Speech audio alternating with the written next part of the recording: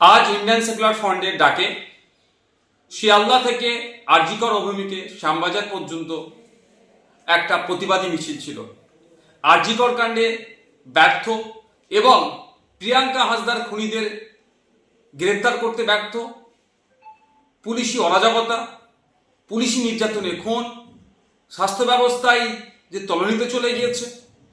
আইন শৃঙ্খলা রক্ষা করতে ব্যর্থ রাজ্যের পুলিশ মন্ত্রী ও রাজ্যের স্বাস্থ্যমন্ত্রীর পদত্যাগের দাবি নিয়ে আমরা এক প্রতিবাদী মিছিলের ডাক দিয়েছিলাম। কিন্তু সকাল থেকে যেভাবে